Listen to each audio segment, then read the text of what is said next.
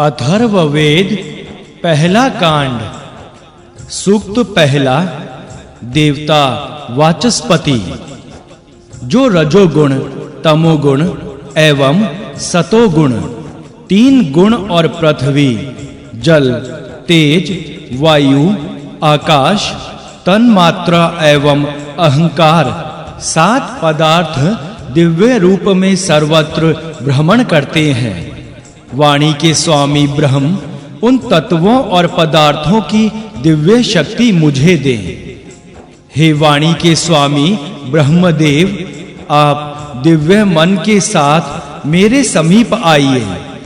हे प्राण के स्वामी ब्रह्म, इच्छित फल देकर मुझे आनंदित कीजिए।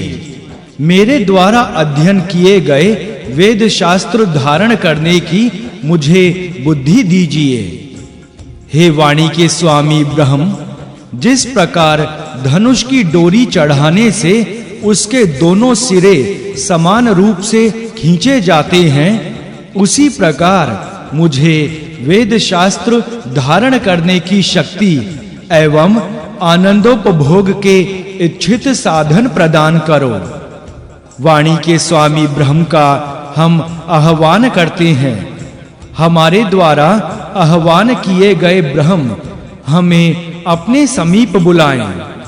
हम संपूर्ण ज्ञान से सदैव युक्त रहें, कभी दूर ना हों। सूक्त दूसरा। देवता प्रजनय। जड़ चेतन सबका पोषण करता एवं सबको धारण करने वाला बादल बाण का पिता है, तथा सभी तत्वों से युक्त पृथ्वी इस बाण की माता है।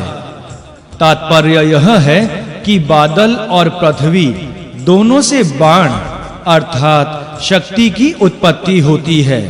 यह बात हम जानते हैं। हे धनुष की निंदनीय डोरी, तुम हमारी ओर ना झुककर हमारे शत्रुओं की ओर झुको। हे देवपति, हमारे शरीरों को पत्थर के समान सुदृढ़ बनाओ। हमें शत्रुओं के द्वेषपूर्ण कर्मों से दूर रखो एवं हमारे शत्रुओं का बल नष्ट करो। हे इंद्र, जिस प्रकार गर्मी से व्याकुल गायें वट वृक्ष की छाया में शरण लेती हैं, उसी प्रकार हमारे शत्रुओं के द्वेषपूर्ण बाण हमसे दूर रहकर उन्हीं के समीप जाएं।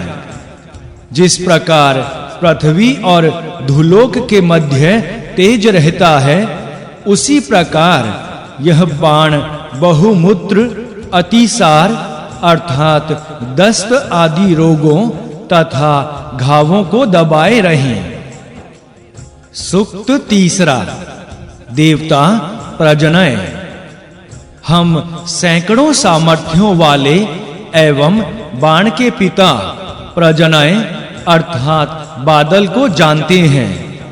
हे मूत्र रोगी, मैं तेरे मूत्र आदि रोगों को समाप्त करता हूँ। शरीर में रखा हुआ मूत्र बाहर निकलकर पृथ्वी पर गिरे। हम सैकड़ों सामर्थ्यों वाले एवं बाण के पिता मित्र अर्थात सूर्य को जानते हैं। हे रोगी मनुष्य, इसी बाण से मैं तेरे मूत्र आदि रोगों को नष्ट करता हूँ। तेरे पेट में रुका हुआ मूत्र बाहर निकलकर पृथ्वी पर गिरे। हम सैकड़ों सामर्थ्यों से संपन्न एवं बाण के पिता वरुण को जानते हैं।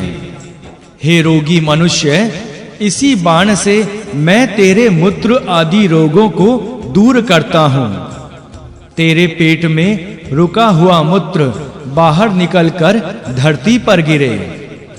हम सैकड़ों शक्तियों वाले एवं बाण के पिता चंद्र को जानते हैं।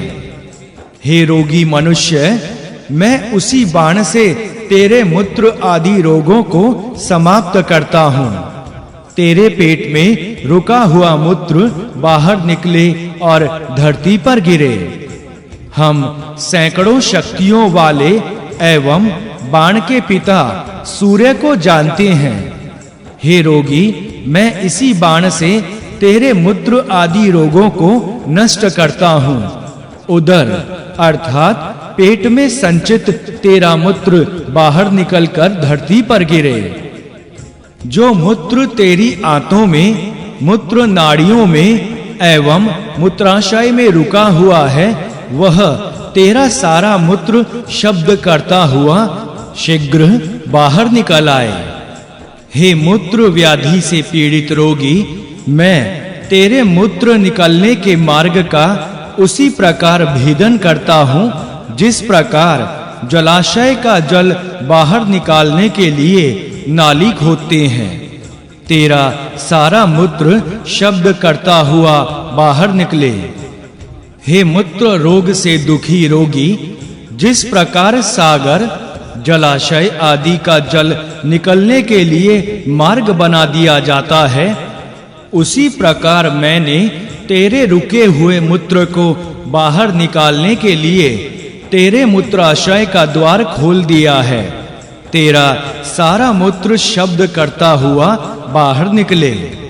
जैसे खींची हुई डोरी वाले धनुष से छोड़ा हुआ बाण तेजी से लक्ष्य की ओर जाता है, वैसे तेरा रुका हुआ सारा मूत्र शब्द करता हुआ बाहर निकले।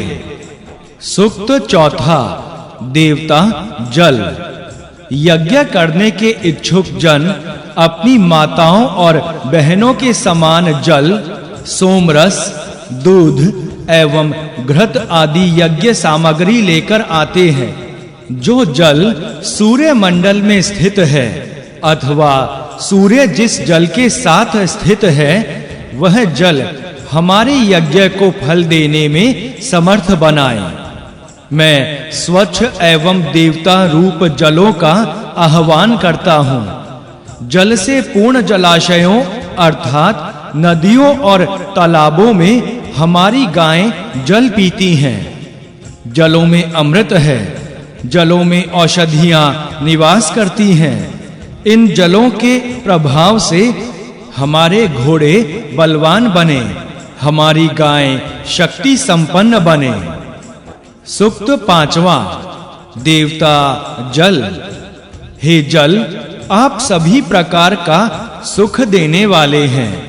अन्न आदि सुखों का उपभोग करने के इच्छुक हम सबको आप उनके उपभोग की शक्ति प्रदान करें। आप हमें महान एवं रमणीय आनंद स्वरूप ब्रह्म के साक्षात्कार का सामर्थ्य दें। जिस प्रकार माताएं अपनी इच्छा से दूध पिलाकर बालकों को पुष्ट करती हैं, उसी प्रकार हे जल, आप अपने अत्यधिक कल्याणकारी रस का हमें अधिकारी बनाएं।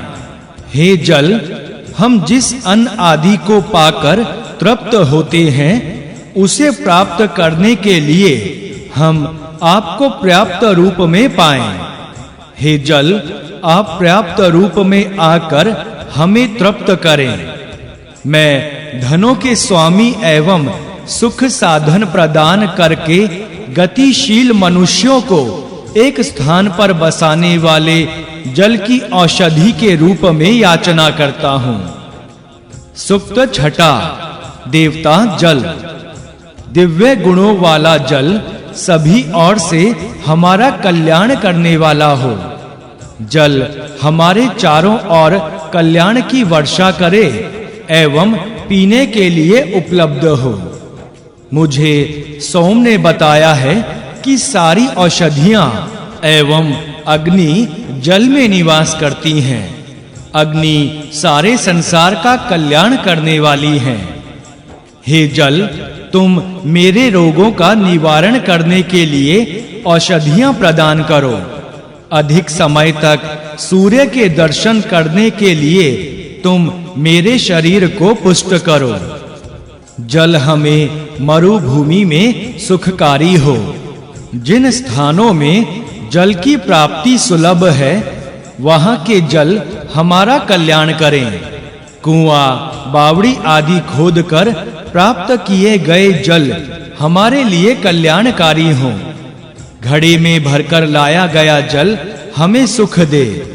वर्षा से प्राप्त होने वाला जल हमारे लिए सुखकारी हो।